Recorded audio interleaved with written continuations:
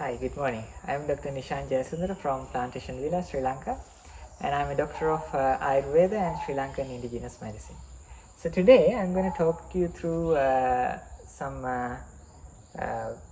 Yugas, right, which means the eras from the past, and we will come also towards the history of Ayurveda and history of Sri Lankan Indigenous Medicine. And also I'm going to introduce you into some of the very basics of Ayurveda, right? So, these days these extreme conditions of weather are quite common. We have these very cold or very hot extremes of weather, but there was a time on earth where the weather was perfect, right? And this time was called the Golden Age or Satyuga, according to the Vedas, an age where they say it was so pure that the people, they were energetic as the sun, and they were exceedingly pure, and the earth yielded its riches on its own, so they didn't have to do any agriculture, so it was like perfect, and the weather was pleasant, everyone was happy, everyone was kind to each other, and there was no violence actually at this time. And they say during the Satyuga, their lifespan was about 100,000 years, right? And the humans were magnificent. They were 33 feet and 6 inches height. So you can imagine. And but as time passed by, they were indulging in these pleasures. There was much available at that time, and their bodies became heavier, and so they became lazy, and afterwards they tried to accumulate things because of laziness and getting fatigued by doing things. And likewise greed appeared, right, in their minds, and then came the hatred and all these other feelings. And so when humans lost 1/4 of their morals, this was when they came towards the Treta Yuga, the second one. Even in this Yuga, the humans were 22 feet and 4 inches high, and their lifespan was about 10,000 years, right? So it was like 1/4 of the morals were lost, but there's still 3/4 left, and slowly, but this also went down. And so there came this Yuga we call Dwapara Yuga, where there was half sin and half of virtue, right? So in this age, it started appearing most of the illnesses, right? Because out of mostly because their minds were ill, out of hatred, anger, and all of these things, and the physical illnesses started to manifest, right? And at this time, the humans had a lifespan of about 1,000 years, and their height was 11 feet and 2 inches. So this went on.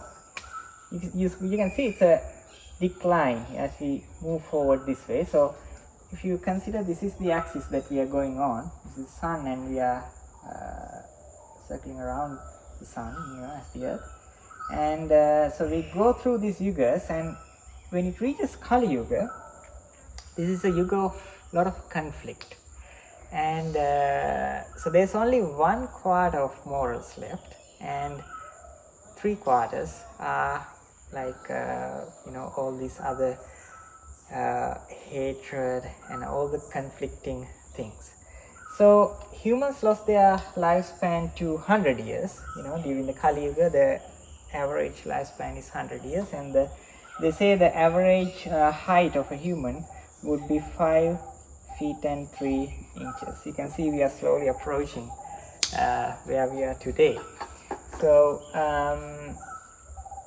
but what happens is, like as you go forward, the lifespan will be even less, right? It goes on to like 10 years in the end. And then, of course, there will be a lot of wars fought, and food and water, they will be scarce. You know, it will be difficult, and earth and water, air, everything will be polluted. It will be difficult to find these good food, and people they will have so many illnesses, and their lifespan will drop up to 10 years. And at this age, there will be a lot of wars and a lot of natural disasters, but few people who understand this, and they will meditate, and they slowly begin to cultivate these virtues again, and then slowly it goes this way again. Their lifespan will increase, and so along with their morals, and this story goes on until they reach again Satyuga. So this is a cycle that goes on, right? So there is something interesting that I want to tell you. If you go to the north central part of Sri Lanka, you come across this statue, which is supposed to be of Pulasti Rishi, which is a little bit over 11 feet high, right? And who is the founder of Sri Lankan indigenous medicine. So it actually coincides with this Dwapara Yuga, because we believe it's a life size statue of this Rishi. So it was during this time the Sri Lankan indigenous medicine came into life, right?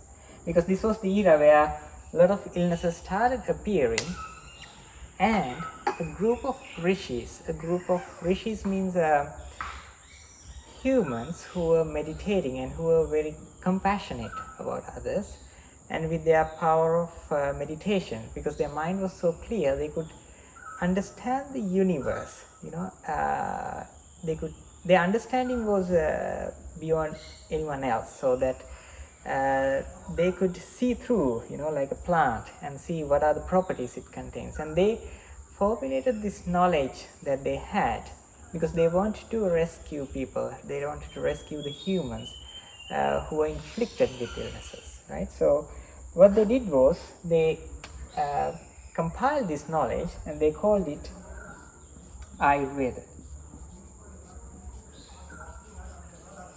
right? So 2 words. Ayu means life,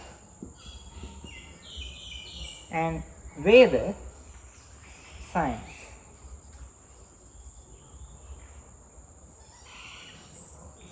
Science or knowledge. So it's the science of life, or the knowledge about life. That is what they accumulated. You know, they formed it in a form of stanzas, and initially this knowledge was carried on orally from generation to generation. And so it's interesting. There was this conference on the verge of the Himalayan mountains, where all these rishis get together, and you know, they discussed, and they formed this knowledge.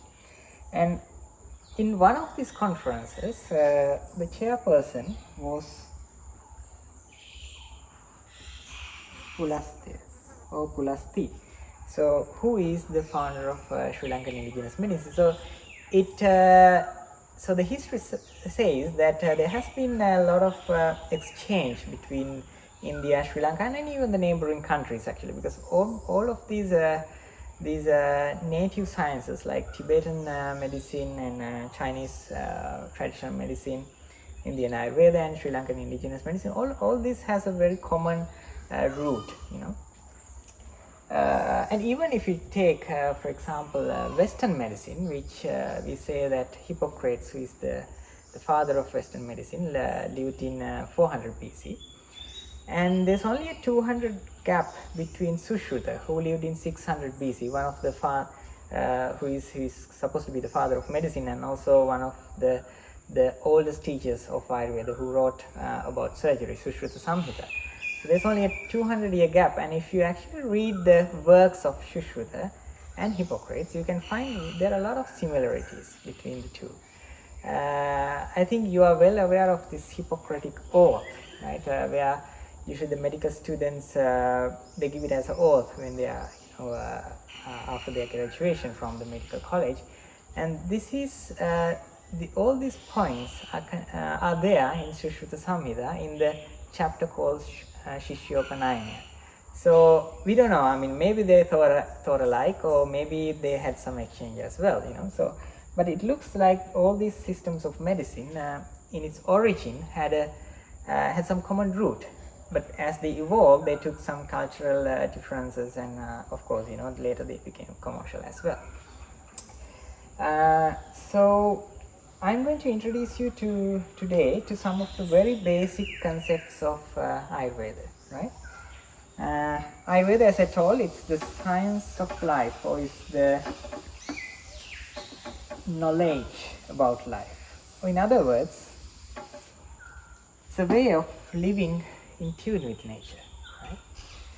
So we say in these, not just in Ayurveda, but in the Vedic sciences, everything in the universe is made up of 5 basic elements. Patavi or Prithvi, Aap, Teja, Vayu, and Akash. Right? So these are Sanskrit terms, but I'm going to explain one by one what each of these means. Now there is no direct translation into English, but usually Prithvi is denoted as earth in the texts.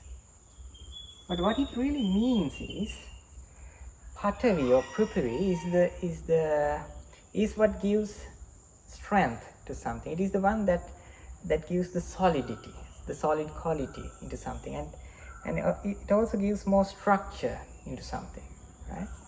So that is Patavi, the heaviness, the solidity, structure, right? Up. Now this is called as water, but it's not just the liquid form. What it means is the power of cohesion, keeping or binding things together, right?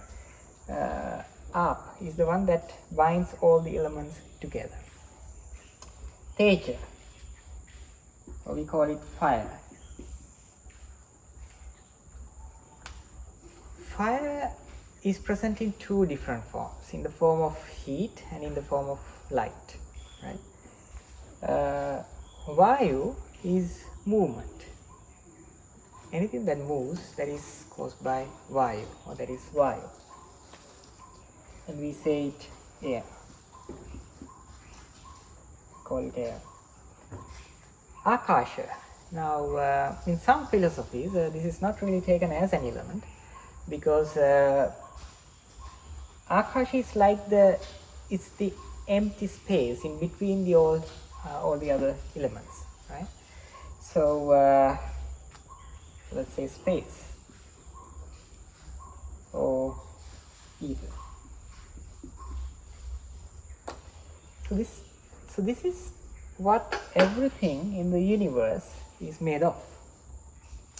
But I'm sure in school you may have learned of the atom, right? That everything is made by atoms. So now let's take an atom.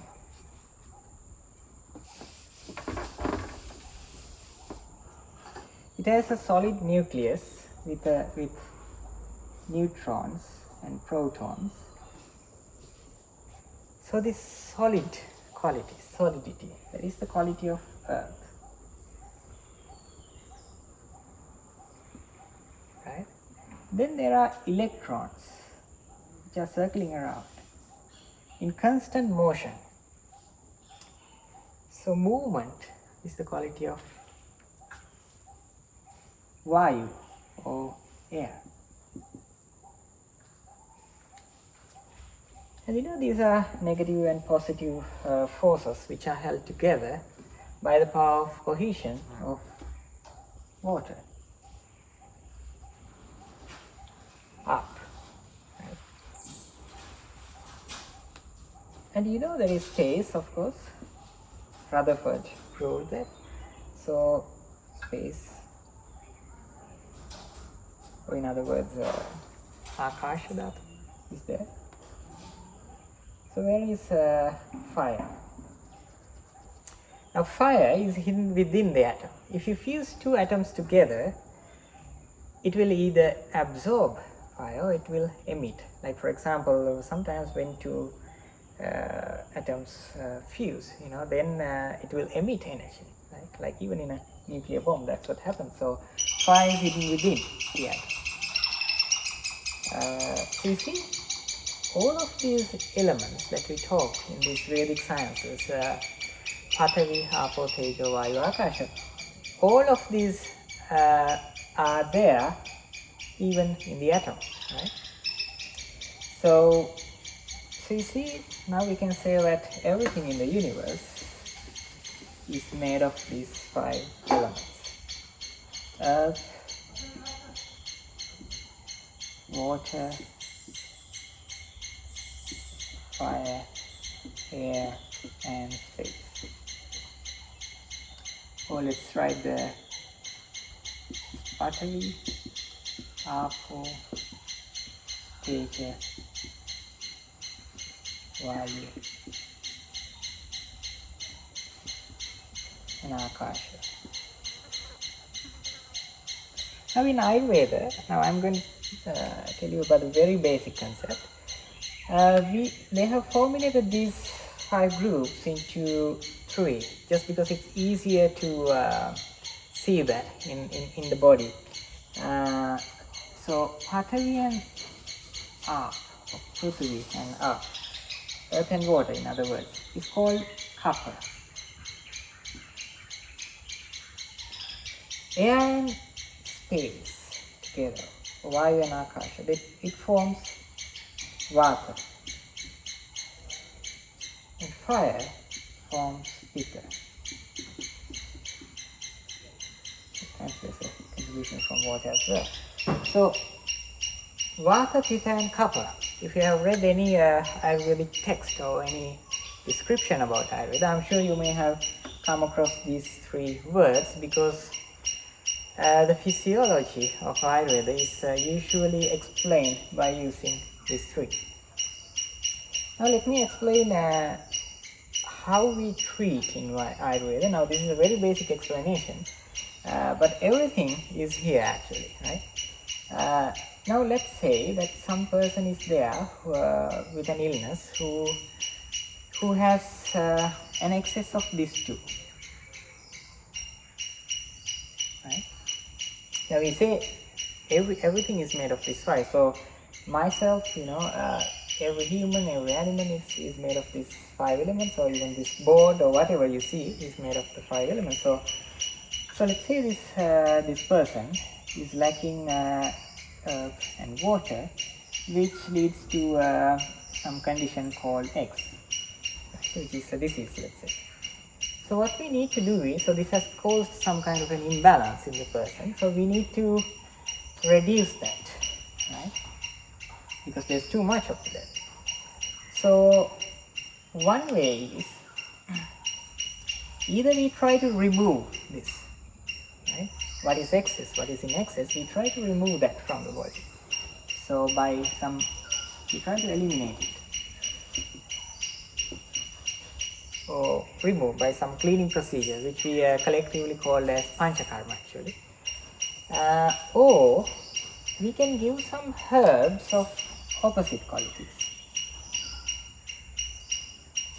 and give it to this person, so that it kind of balances out and he can regain the balance again, right? So this is one example. Now let's say there's another person who has earth and water. So now there's an excess of earth and water. Let's say, but the opposite can also happen.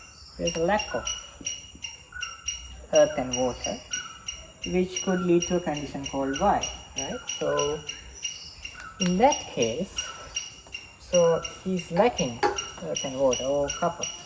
So we could give, the trees are made of these elements as well. So just have to find some bark of a tree or some leaves which has more of these qualities, and give it to him as a medicine or food.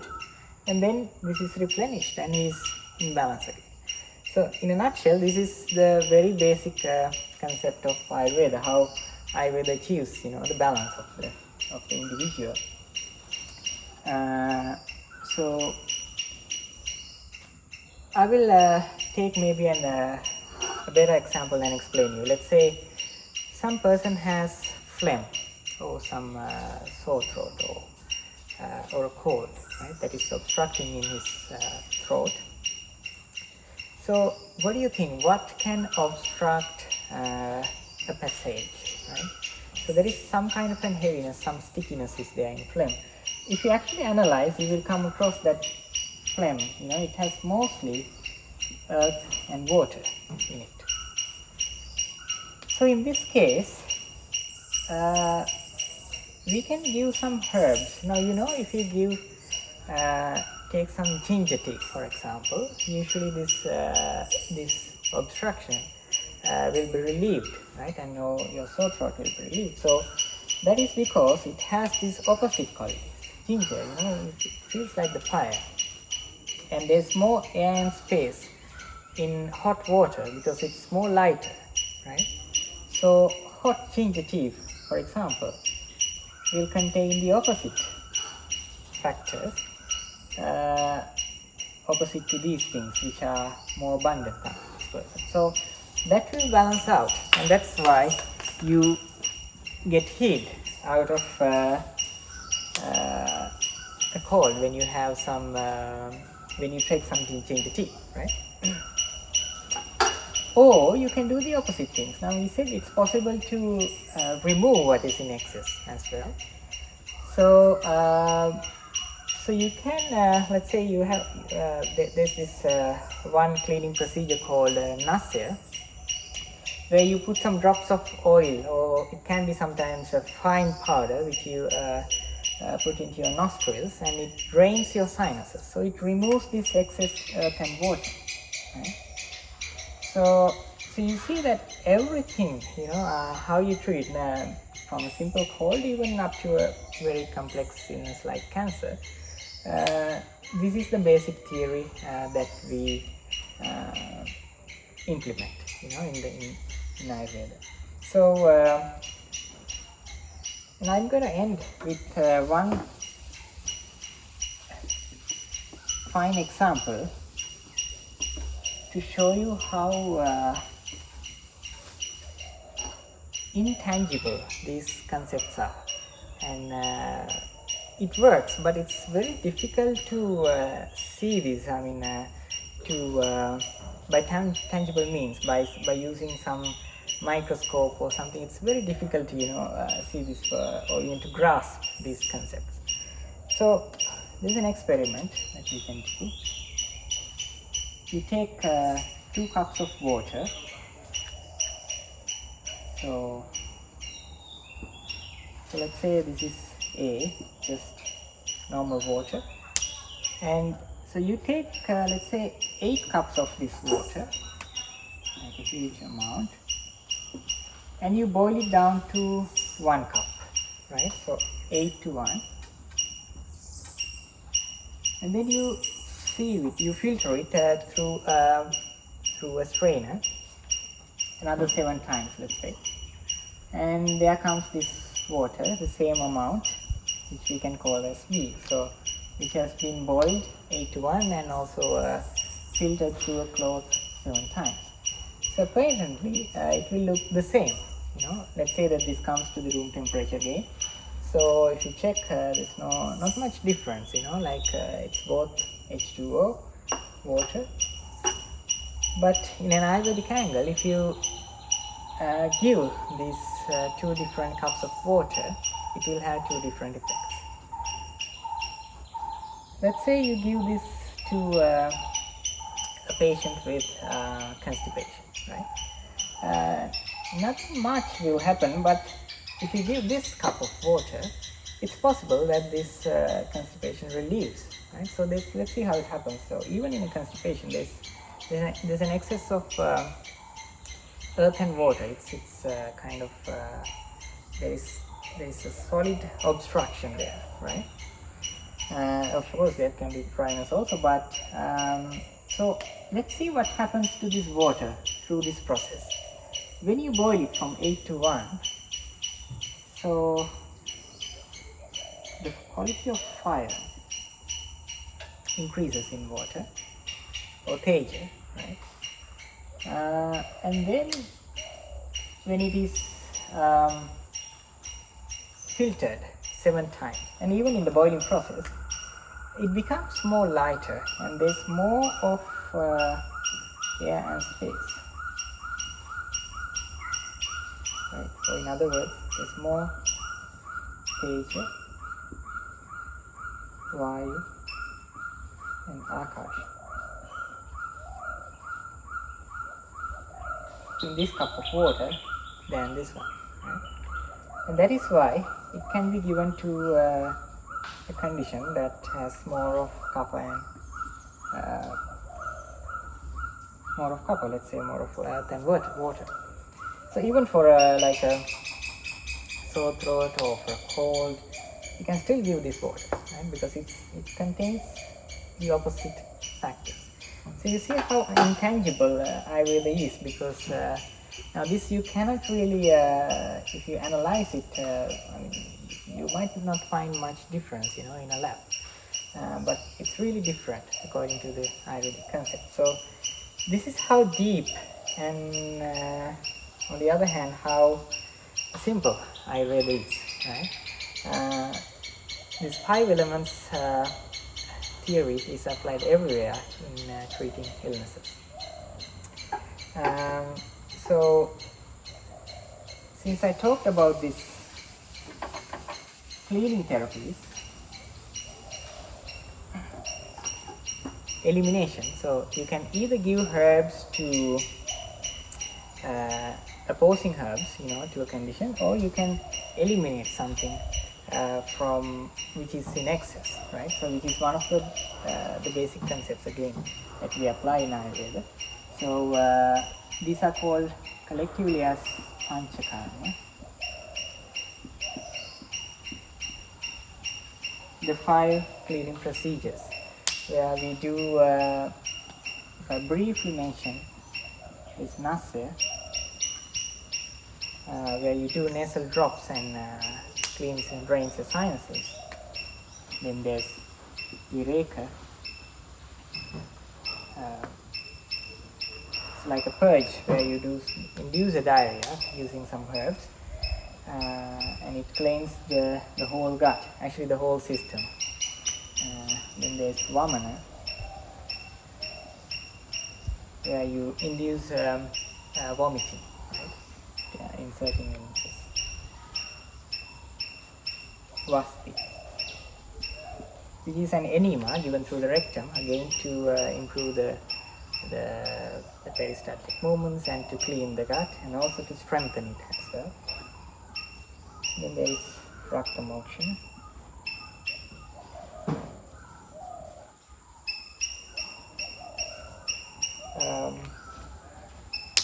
which is bloodletting, like you clean blood, like by using leeches. There are several other methods, but leech therapy is supposed to be the best, again in certain ailments. So this is how you remove those, what is in excess. So it's either removing what is in excess or replenishing with what is lacking. That is what the basic theory of Ayurveda. So once again, just to recap, all of these medical sciences, they have a common root, Tibetan medicine, Chinese traditional medicine, Indian Ayurveda, Sri Lankan Indigenous medicine, and even Western medicine. They had a very common root, and the initial idea, if you remember, was to heal. It came out of compassionate means. All these rishis, they got together, and because they felt sad about what's happening in the world, and as we walk through these ages, you saw that where we are heading towards, and we can see that it's happening these days. So there will be more and more these conflicts. So we have to cultivate more and more compassion if we want to overcome that. I mean, again, on the other hand, that is the nature. This is another cycle. Right? Okay, thank you. Ayurveda.